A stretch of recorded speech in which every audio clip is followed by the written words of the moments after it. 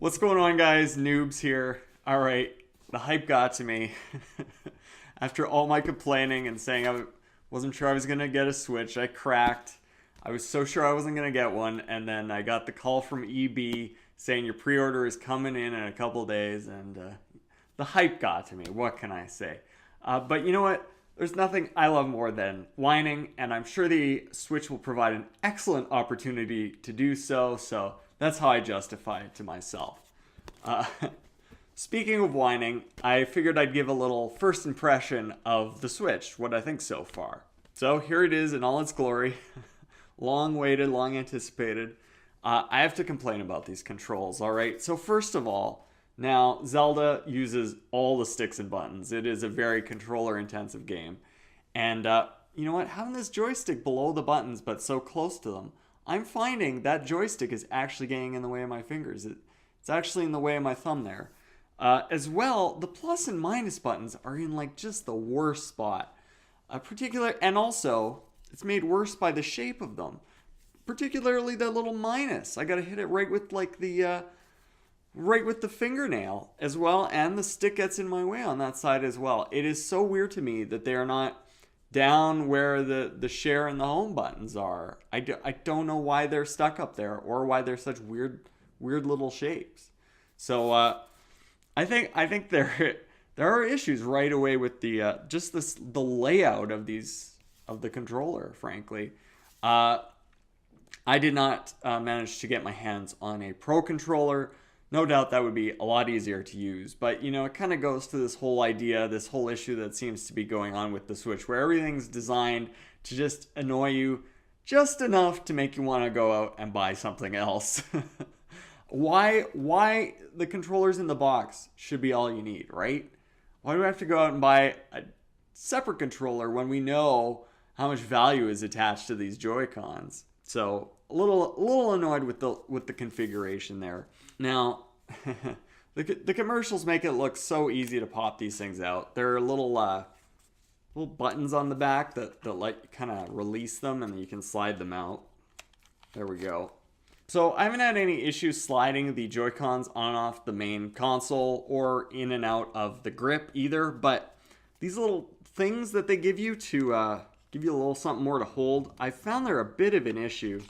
So they slide on all right. Did I put... Oh, I put that on backwards, guys. Oh, now it's never coming off.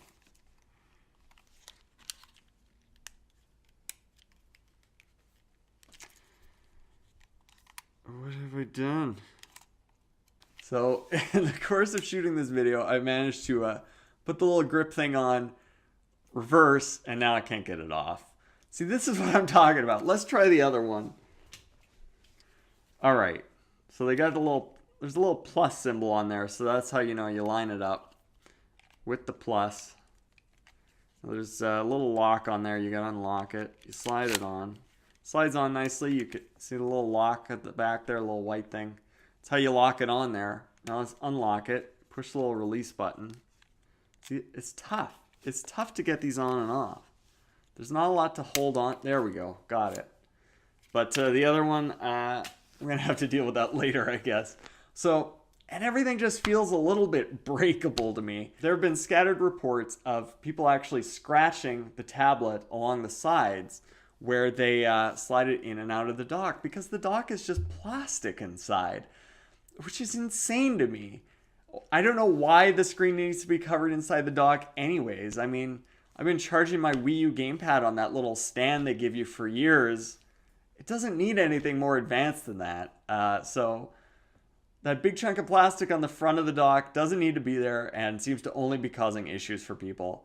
I bought a screen protector for my Switch and immediately botched the installation of it and had to peel it back off. I might give that another go with another screen protector, but I don't, it's like, man, they're just trying to make everything a little bit off. I feel like it's all just a big setup for going back and having to buy accessories or replace pieces. I don't know. I should say, though, the screen on this is absolutely gorgeous. It is such an improvement over the Wii U gamepad, which of course had an absolutely pathetic screen even for its time. But man, playing Breath of the Wild on this thing, it is just gorgeous to look at on here. And you know, I don't feel like I'm downgrading going from the TV to this screen. So it's it's pretty nice. It's pretty nice in that regard. Obviously, as far as comparing the Switch to the old gamepad, yeah, I got one of the Joy-Cons on. I mean, it's the screen is very similar size, but I mean, they just kind of cut out all the bulk of this thing, right? Which was always so ridiculous. I don't know why they ever made this thing so big.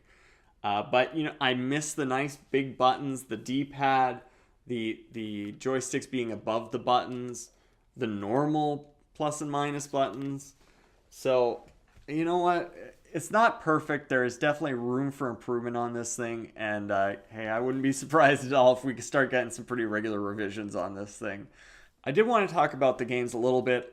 I'll go more in depth on Breath of the Wild later, but it needs to be said the game is absolutely stunning. It is incredible.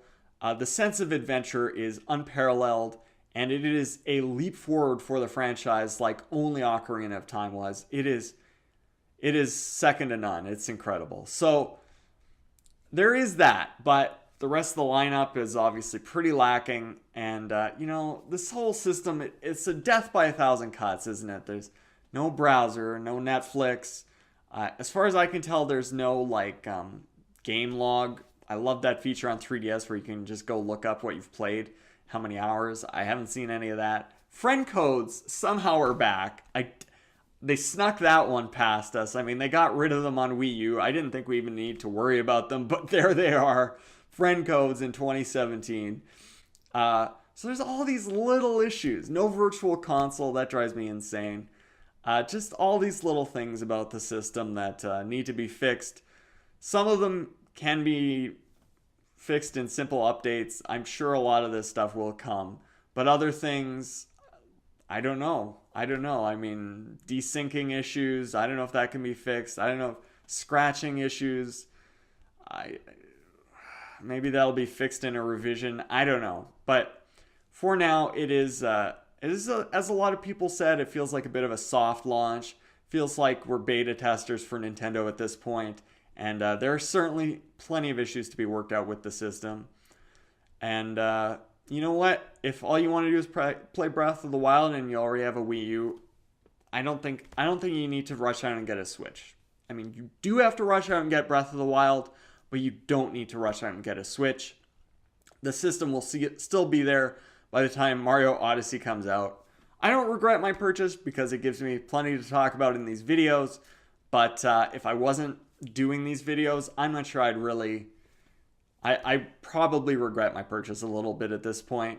I think Nintendo's got plenty of work cut out for them. By the way, I'll throw my friend code out here. Absolutely, guys. Add me. That'd be great. Have some fun with that. I don't know if we'll find anything to play, but there you go. And let me know what you think. Are you enjoying your Switch purchases so far? Do you regret it? Initial thoughts on Breath of the Wild as well. And thanks for watching. Almost forgot.